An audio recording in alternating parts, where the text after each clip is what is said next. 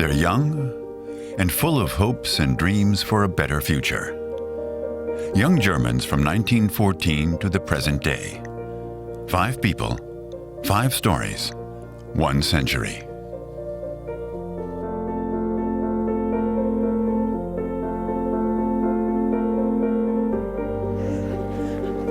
Sibel Özkan has a goal: to become an officer in the German army, the Bundeswehr. It's a path few women take. Sibel is learning to fight, including against prejudices.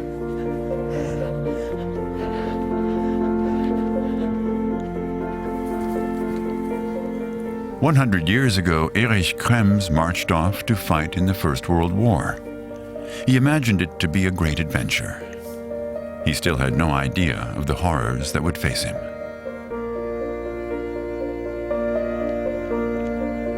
At 17, Esther Bejerano dreamed of becoming a professional musician.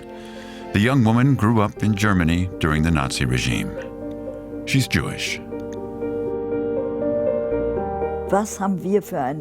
What kind of youth did we have? None. A terrible youth. They stole it from us. A youth in Auschwitz.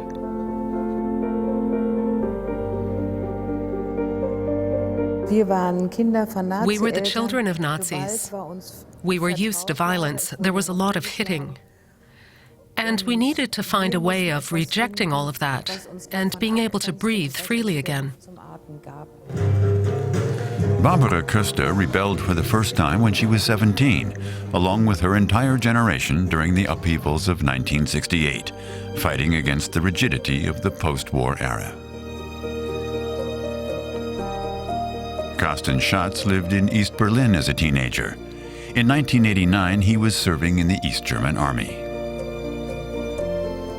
You're facing off against people, and you're scared, and you have a loaded weapon in your hands.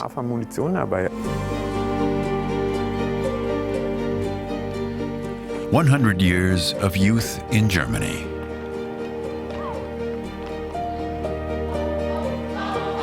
Tossed between idealism and ideology, between conformity and rebellion.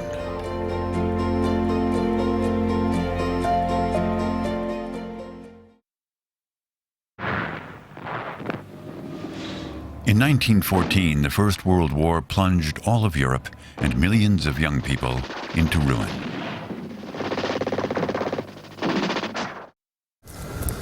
Es blüht im Wald tief drinnen, die blaue Blume fein. In the summer of 1914, Erich Krems was a member of the Wandervogel youth movement. They were nature lovers, the hippies of the early 20th century. Wer die blaue Blume finden will, der muss ein Wandervogel sein. They wanted to get away from the cities full of factories and get back to nature.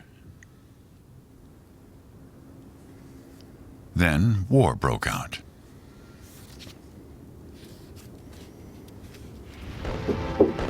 By October 1914, Erich was in Flanders on the Western Front.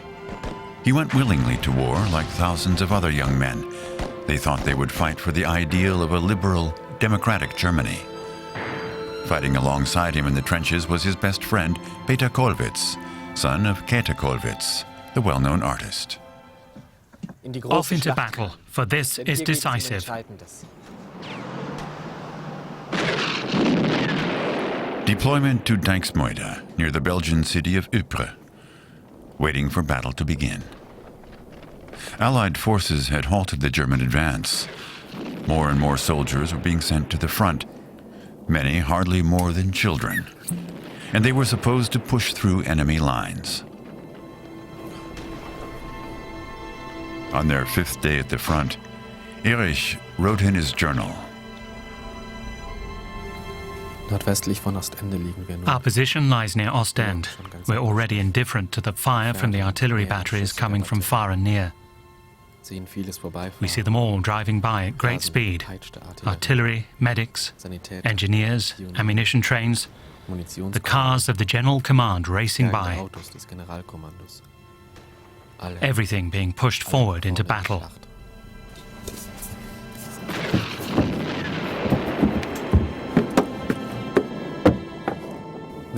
We wait and vegetate. We're unspeakably filthy, cast out from the rest of humanity. On October 23rd, the order came to advance towards Ypres. The offensive was a bloodbath.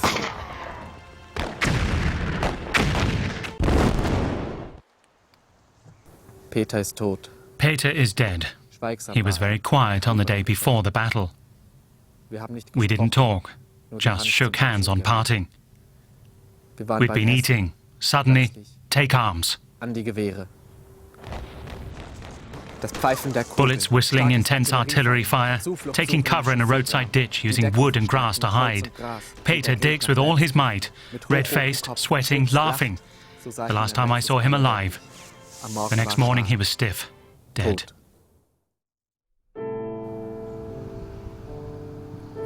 The German war cemetery in Wlazlow is the final resting place of 25,664 German soldiers, including Peter Kollwitz.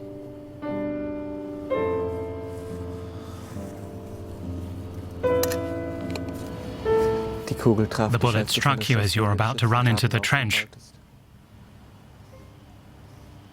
You died on the spot. Peter Kollwitz was 18 years old when he died. It took his mother, Käthe Kollwitz, another 18 years to express her pain in this sculpture. The Grieving Parents is a memorial for all fathers and mothers who lost their sons. I've often visited your mother. She keeps your corner room like a shrine.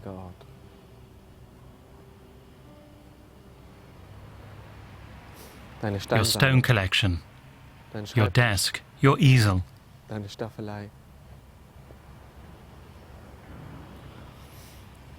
I laid 4 roses on your bed. 10 million soldiers died in the First World War, along with 7 million civilians. It's called the First Industrialized War, with modern artillery, new kinds of weapons, poison gas. Someone said, who wanted this war anyway? I'll tell you who. 4 people. The Tsar, Mr. President, the English bloke, and the Kaiser.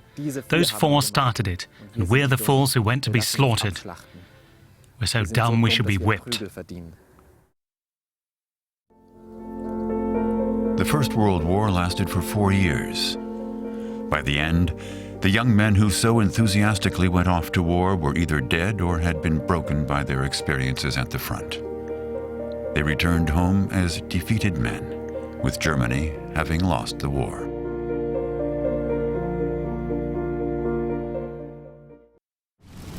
Barely a generation later, war gripped Europe again. This time it began as a war within Germany, against its own population, its Jewish citizens. People like Esther Bejarano. To this day, she fights to keep the Nazi crimes from being forgotten. Now nearly 90 years old, she travels around Germany to tell about her life. She grew up in the 1930s in an observant Jewish family. Her father was the cantor of a large Jewish congregation. My father and all of us used to give concerts. It was really a wonderful life. All I can tell you is that I had a fantastic childhood. Until the Nazis came. In 1933, Hitler rose to power. From the age of 16 and up until the age of 20. That's supposed to be the best part of your youth. But it was a terrible youth. They stole it from us.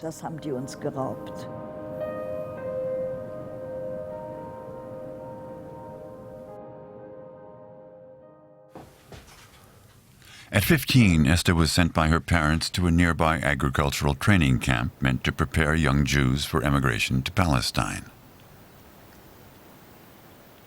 There she fell in love with Shimshon Ber, one of the teachers. Wir sind immer We'd go walking in the woods, holding hands, and then we'd sit down on a tree trunk and kiss and hug. That was very, very lovely. In 1941, all the young people and educators were arrested by the SS and moved to a work camp near Berlin. 2 years later, they were deported.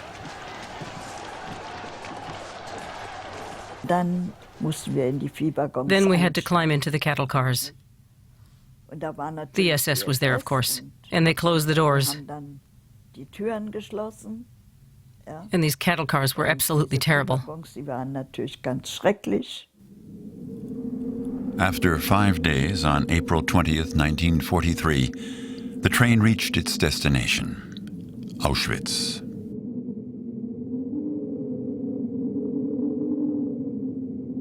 Dr. Mengele stood before us and gestured with his hand. He pointed his thumb either left or right.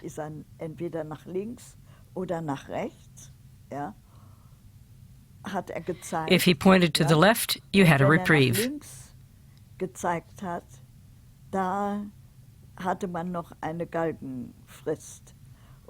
If he gestured right, you went to the gas chamber.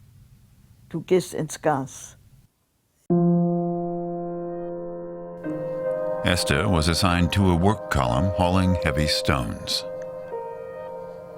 The work was senseless and debilitating. She was convinced she wouldn't survive it.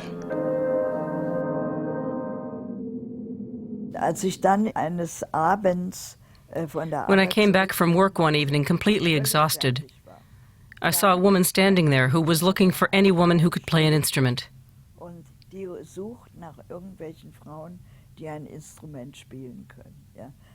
I said I could play piano. She said, "We don't have a piano here, but if you can play that, then maybe you can also play the accordion." So, of course, I lied and said yes. I'd never even held an accordion.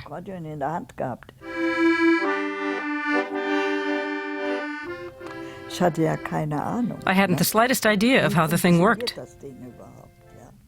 The right side was not a problem because they were piano keys. But on the left, all those buttons. But I told myself, I have to do it. I have to do it. I have to get into this orchestra. Otherwise, I'm finished. It was a test that decided whether she would live or die. She was told to play a German song that was popular at the time.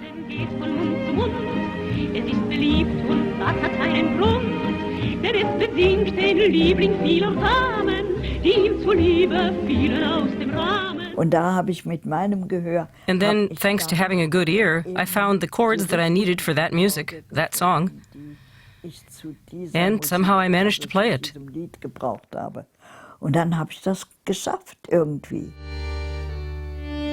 She and 40 other women had to play music while the prisoners were marched to work, and as the trains arrived, bringing Jews from all over Europe.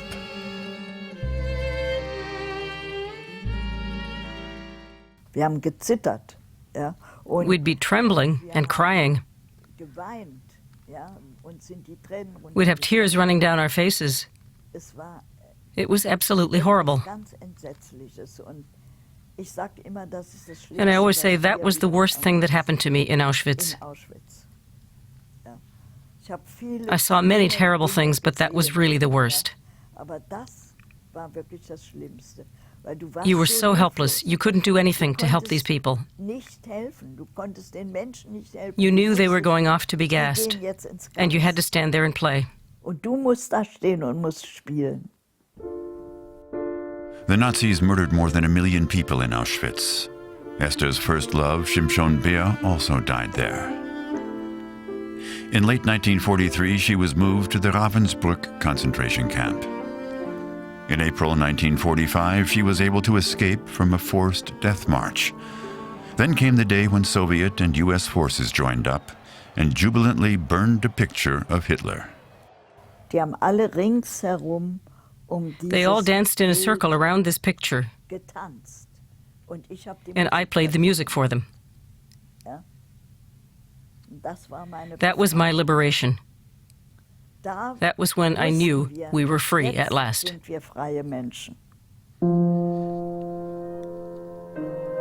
Nazi Germany lay in ruins. Esther returned to the country of her birth, but by then it was no longer home to her.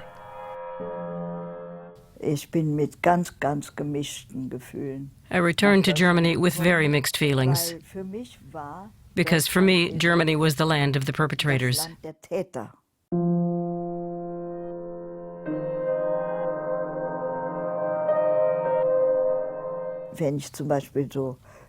Whenever I saw people who were a bit older, then I always wondered what they did and thought, maybe they're the murderers of my parents, of my sister.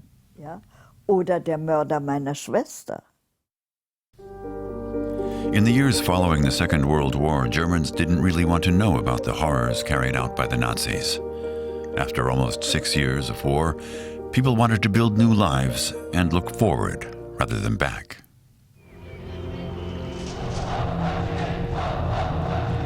In 1968, young people began rebelling against that attitude. They wanted Germany to finally confront its Nazi past.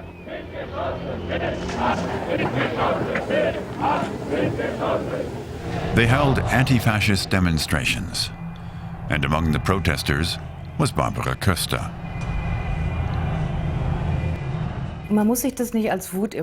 It wasn't just a sort of seething anger, it was outright hatred somehow, and a readiness to fight. It wasn't just my parents. It was my teachers, the janitors. Everyone was just so authoritarian and unapologetic in their conviction that everything in the past was better. Barbara Köster's rage started at home, with her father refusing to let her study law, saying women had no place at university. The generation gap seemed to be a yawning, unbridgeable chasm.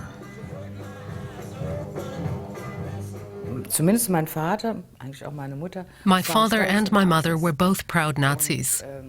My father said, "I don't think it's all bad simply because we lost the war. I'm not a traitorous turncoat."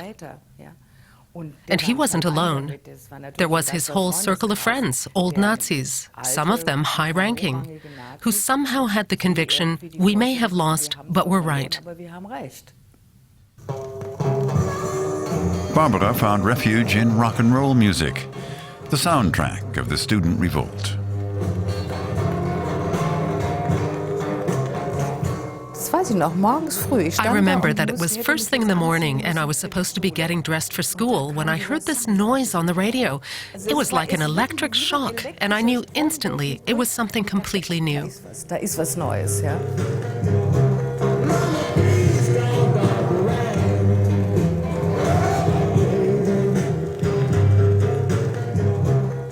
Barbara moved out at 19 and went to Munich. She enrolled at university over her parents' objections.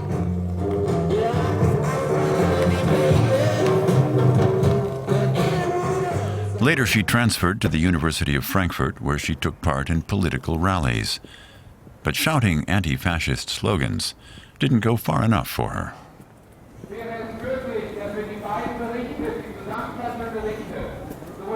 I thought, if we're serious about change, we should insist that the whole older generation be barred from public office. For a lot of people, that was too radical. In 1967, the Shah of Iran visited West Berlin. Barbara was among the students who organized demonstrations against the dictator and his oppressive regime. During the protests, the young student Benno Ohnesorg was killed by a policeman. We couldn't believe that they'd started shooting at us. We didn't understand what was happening. We were outraged. They were shooting. They were blocking the streets. They were using violence. Across the nation, students marched through the streets, venting their rage at police violence, the West German government, and American involvement in Vietnam. We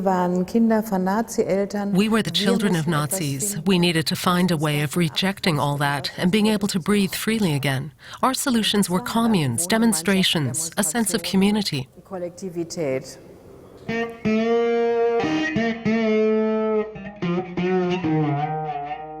And of course, free love.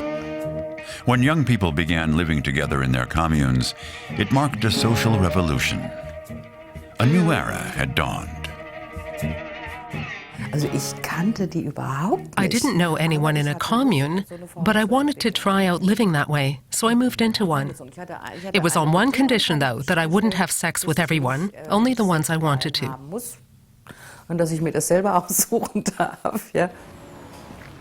Barbara joined the Socialist German Student Union. The group was the operative and ideological heart of the student movement.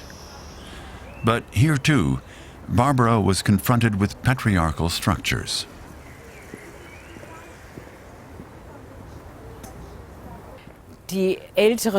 All the men would talk, the older comrades, as we called them. They'd talk and argue and debate. And the younger comrades and the women would just listen. I can't recall a woman ever actually saying anything. Barbara got involved with the women's movement and campaigned for a woman's right to have an abortion, among other things.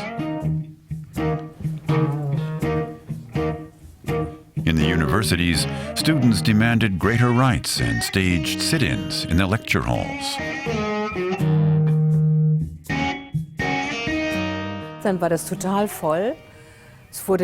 The lecture halls were packed and the air was thick with cigarette smoke.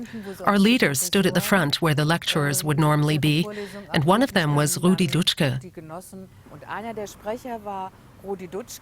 He was very charismatic and a great talker who really knew how to get an audience worked up.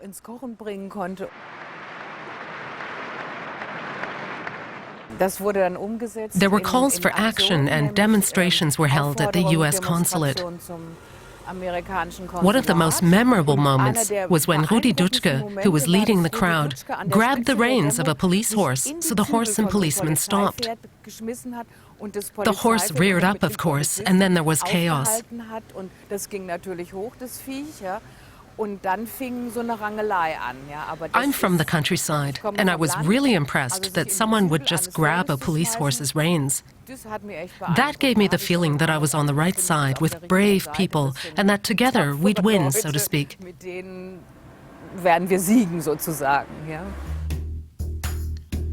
The students weren't the only ones taking aim at society. Philosophers Theodor Adorno and Max Horkheimer were also key players in the movement. Barbara attended lectures by these influential Marxist thinkers at the renowned Frankfurt Institute for Social Research.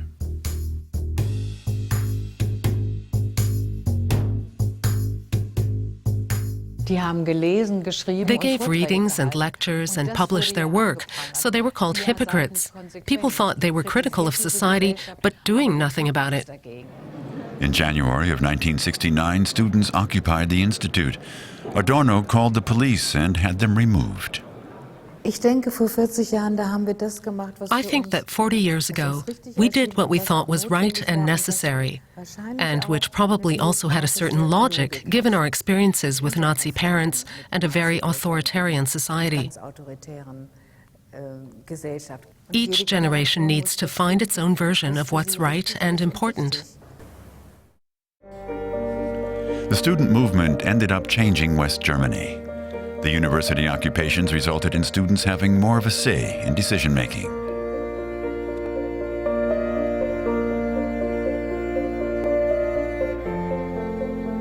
The women's movement also changed things. And the hippies helped bring about greater sexual freedom.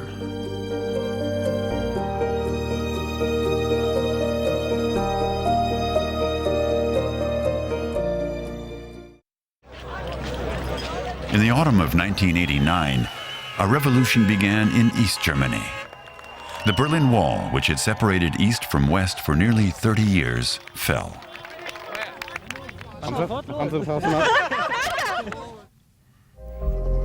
The East German regime built the wall in 1961.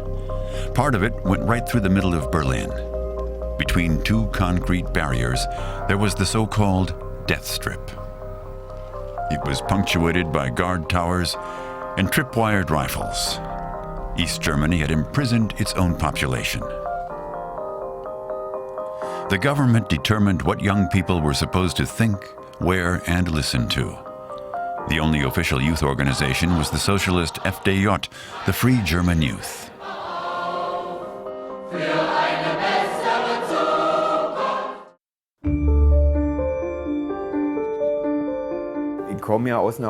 I come from an environment that was very supportive of the East German state. My family and the people I knew were deeply rooted in the system.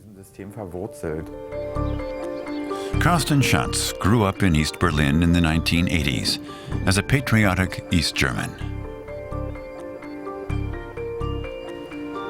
At 18, he joined the ruling Communist Party, the SED. In 1988, he began his studies with the National People's Army. He hoped to become an officer. And he's gay. When you're basically only among men, homophobic attitudes play a role as a kind of demarcation ritual. And we knew, or had a hunch, that we couldn't be open about that if we wanted an army career. Dass wir das nicht so offen raushängen lassen können, wenn wir an Karriere denken. So Carsten stayed closeted for the sake of his career. But in the autumn of 1989, people in Leipzig and other East German cities began demonstrating for more freedom and civil rights. At the same time, thousands of young East Germans began fleeing the country, for instance by seeking asylum at the West German Embassy in Prague. On October 9th, they were allowed to leave on a train that passed through East Germany. Carsten's unit was ordered to prepare for combat. We were supposed to take our weapons and go there where the so-called counter-revolution was marching. And I said, no, I won't do it. You'll have to do it without me. I considered myself a communist and I said, no, I'm not going to shoot at my own people.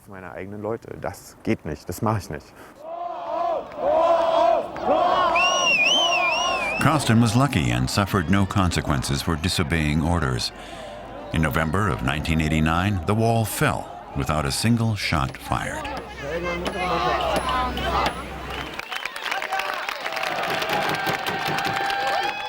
During that night of the peaceful revolution, Carsten stayed in the barracks.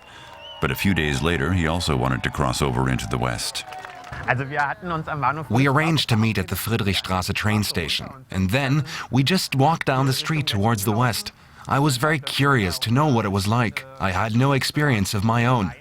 West Berlin was marked in yellow on my map. We went into a food market just to have a look, and like all the other East Germans, we just stood in front of the produce section and stared open-mouthed at how much they had.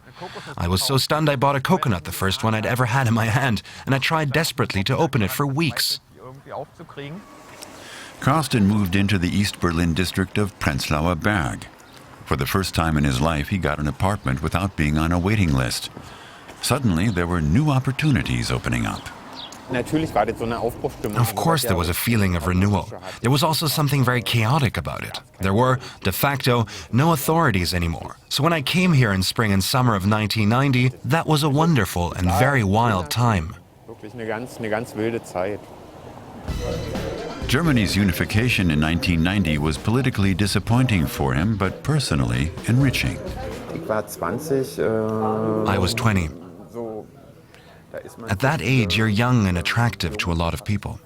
And because I'm the kind who grabs opportunities when they arise, I grabbed all the opportunities. In late 1991, Carsten's doctor sent him to a hospital for a blood test.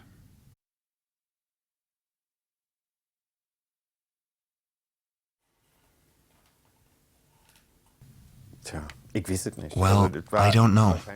Maybe my initial reaction was, oh crap, how long have I got? I knew from a lot of people around me and from friends that it was a matter of years. And not many. Not 10. More like fewer than 5. The fear that I was going to die soon was definitely there. Carsten was HIV positive at 21. He found support from Corey, an American he met at the International AIDS Conference.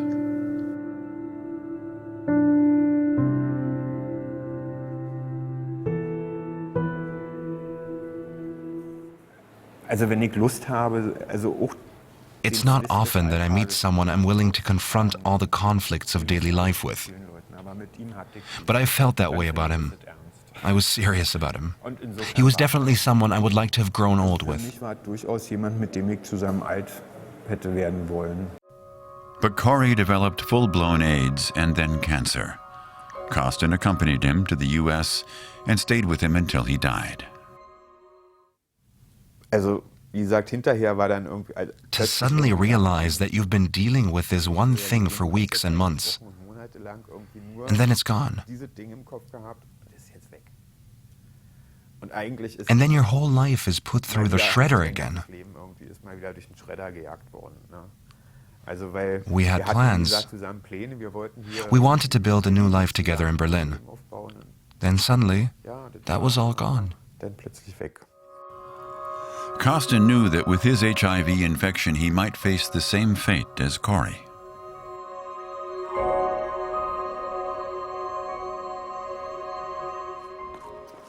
I bought a book back then by Siegfried Dunde. I think it was called Living with AIDS, and it had this piece of advice. Put a piece of paper on your mirror or some place where you'll see it every day and write on it. I don't want to live my life without leaving a trace, and I did that. Carsten Schatz has become a politician, a supporter of democratic socialism. He's a member of the Left Party, the only one in Germany that rejects any deployment of German troops on foreign soil.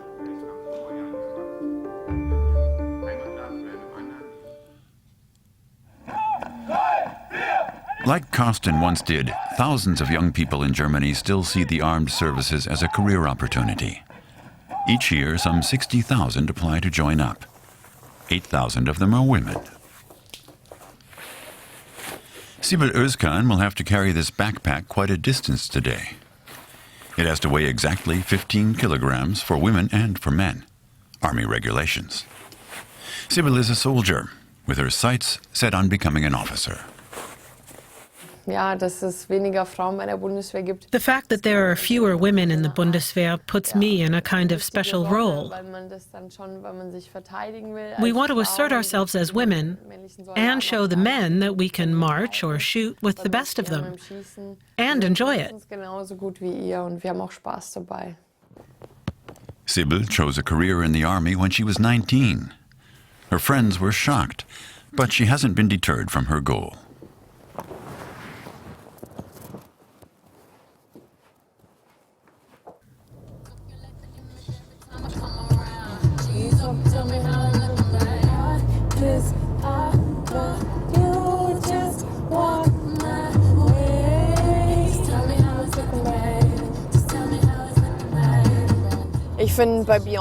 The remarkable thing about Beyoncé is that on the one hand, she's mega powerful.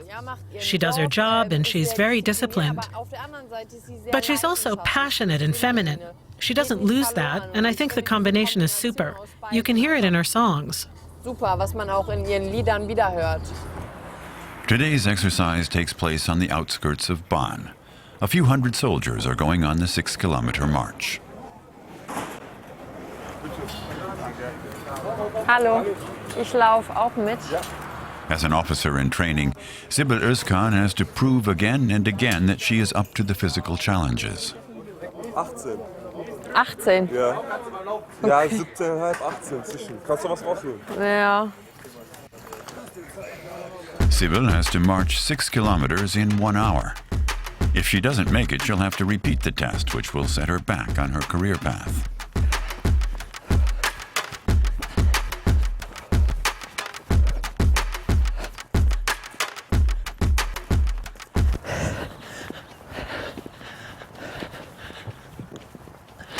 She made it in 54 minutes, 6 minutes faster than necessary.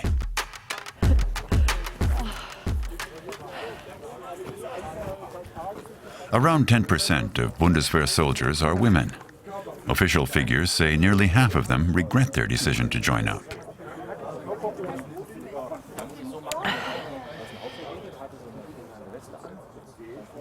I actually feel quite comfortable. There's a comradely atmosphere even during the marches. We're a unit. We wear the same uniform. And it's mainly about showing what you're capable of. So it's very enjoyable. Ich bin ein bisschen neu. Grün war noch mal für was? Manchmal wird mir das körperlich. Sometimes people think I can't meet the physical demands. Fellow soldiers say, if you can't go on, just say so.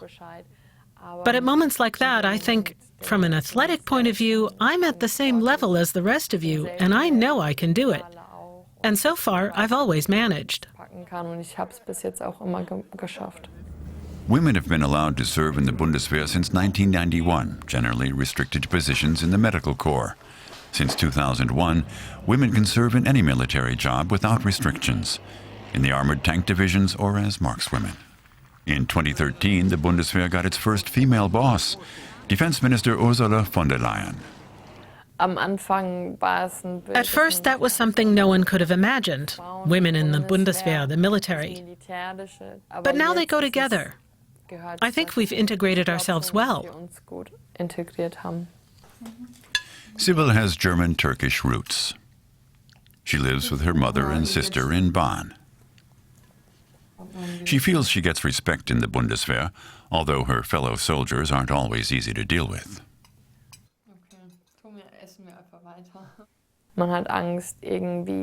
There's a fear of getting too close, an overcautiousness. I feel it too. People aren't as genuine as they are when they talk to others.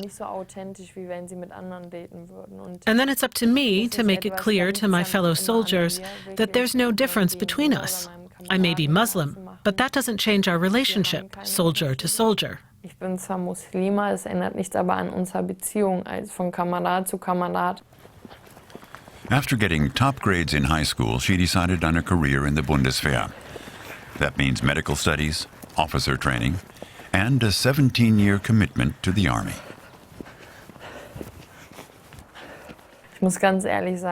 I have to say that I was really scared of the Bundeswehr. Well, not scared, but intimidated. By the uniform, the use of weapons. Those were important issues. Then there are the foreign missions. Those are all things you have to give serious thought to. You can't just ignore them. The ISAF mission in Afghanistan has claimed the lives of more than 55 German soldiers. For Sibyl, that's just one more reason to work towards becoming an army doctor. She and 3 other female soldiers have just been promoted from officer cadet to cadet sergeant.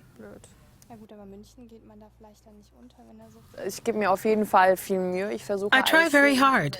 I try to do everything the way I've been taught. And I try to put a lot of myself into this work. My motivation, humor, and commitment. I try to enjoy every day. I enjoy this job, and I believe I can live up to this responsibility. Sibyl Özkan and her fellow female soldiers have committed to at least another 15 years of Army service.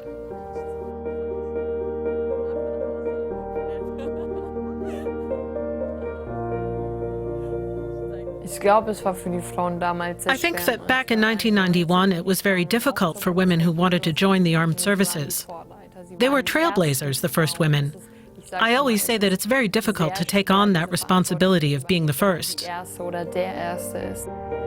Carsten Schatz is the first German parliamentarian to admit openly to being HIV positive. He was elected to the Berlin House of Representatives in 2013. The building sits right where the Berlin Wall once separated East and West. People who want to change something have to get organized. That's nothing new for me. That hasn't changed since East Germany. And even if things haven't changed as suddenly as I experienced it back then, small steps do lead to change in the end. Weil ich glaube, viele kleine Veränderungen führen auch irgendwann zu einer großen. Barbara Köster headed a women's project in Frankfurt for more than a decade. It was very much in the spirit of the student revolt, and she still sees herself as a revolutionary. My central thought and wish was freedom in every regard, and solidarity, that people treat each other well.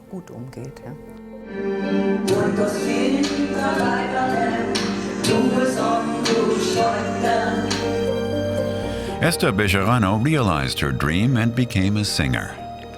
She still performs nearly every week in a different German city, and especially enjoys playing in front of young people.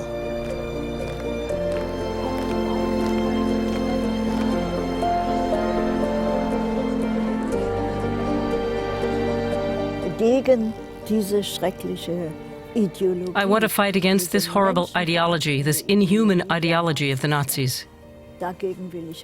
That's why I do this.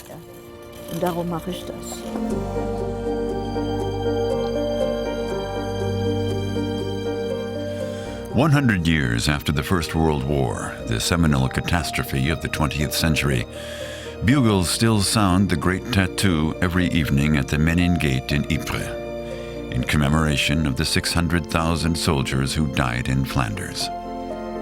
Many were barely older than 17. Erich Krems did not survive the war. He fell on March 10, 1916, near Verdun.